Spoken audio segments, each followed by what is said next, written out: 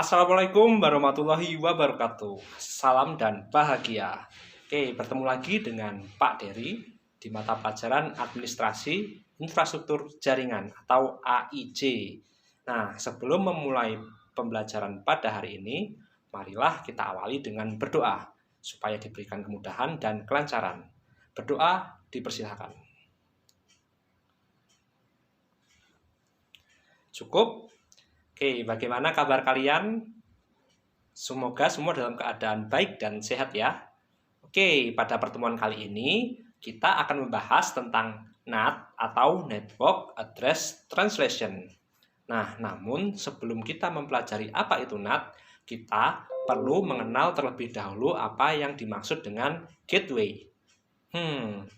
Di sini ada yang pernah mendengar istilah gateway? Oke, kalau belum akan Bapak sedikit jelaskan.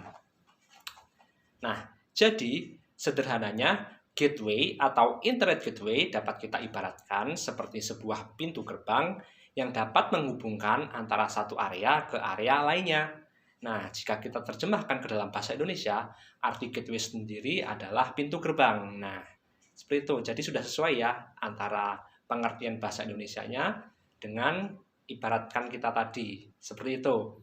Nah, jaringan internet sendiri pun memerlukan sebuah pintu gerbang atau gateway supaya dapat saling terhubung antara satu sama lainnya. Seperti itu.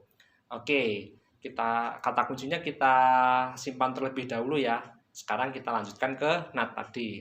Nah, tapi sebelumnya Bapak ada satu pertanyaan dulu. Pertanyaannya, apakah bisa kita terhubung ke internet hanya cukup dengan menggunakan gateway saja? Gimana? Ya, jawabannya gimana? Bisa? Tidak?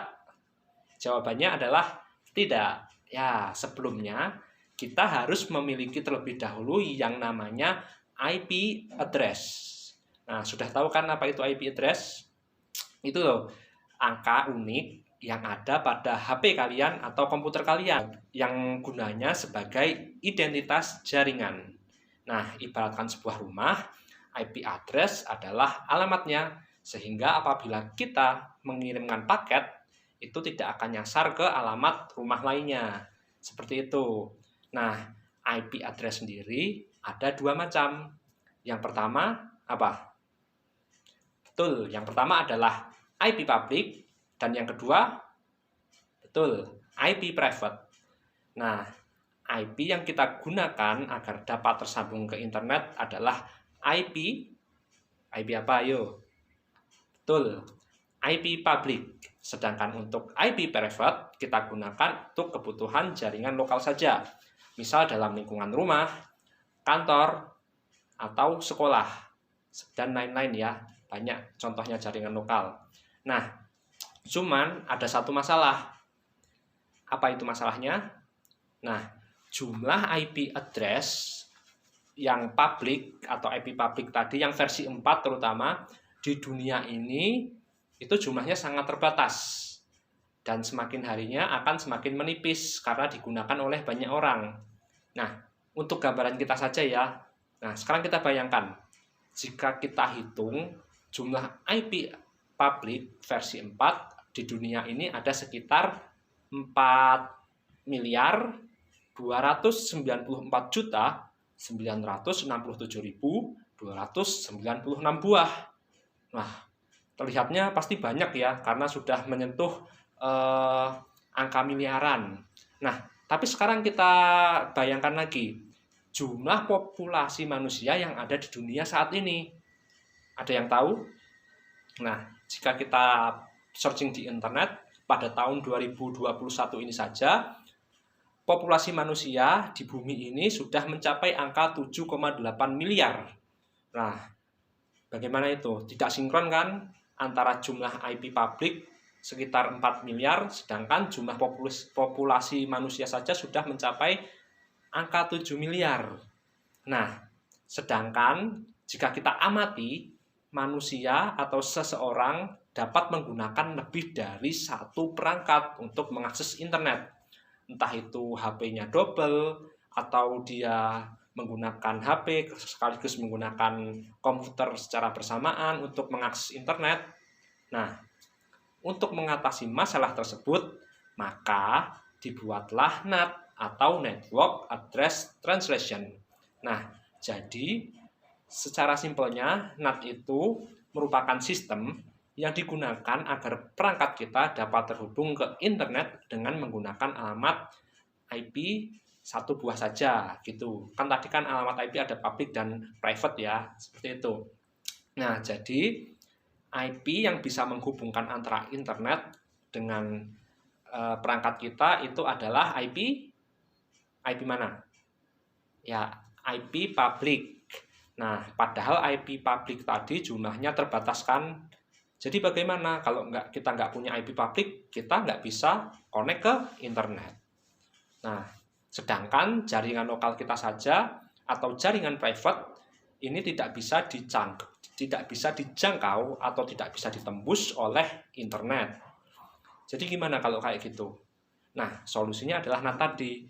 Jadi, NAT ini akan membuat IP private kita seolah-olah sebagai IP public. Begitupun dengan sebaliknya, IP public kita akan bisa dilihat sebagai IP private. Jadi, apabila kita ibaratkan IP public ini kita make up sedemikian rupa. Jadi IP private ini misalkan dia seorang anak usia 17 tahun. Kita make up supaya dia terlihat seperti orang dewasa usia 25 tahun. Seperti itu. Jadi nanti dia akan terlihat lebih dewasa. Jadi orang melihatnya itu dia sebagai sosok yang dewasa. Dia tidak akan dilihat sebagai anak kecil. Seperti itu ya. Jadi agar kita dapat mengakses internet antara IP private dan IP public tadi, caranya yaitu disamarkan dengan menggunakan NAT. Nah, supaya lebih mudahnya lagi, Bapak akan menjelaskan dengan ilustrasi sebagai berikut. Nah, jadi ibaratkan ada sebuah rumah. Nah, di rumah ini terdapat dua perangkat, yaitu smartphone dan yang satunya lagi adalah laptop. Jadi, dua perangkat ini ingin dihubungkan ke jaringan internet.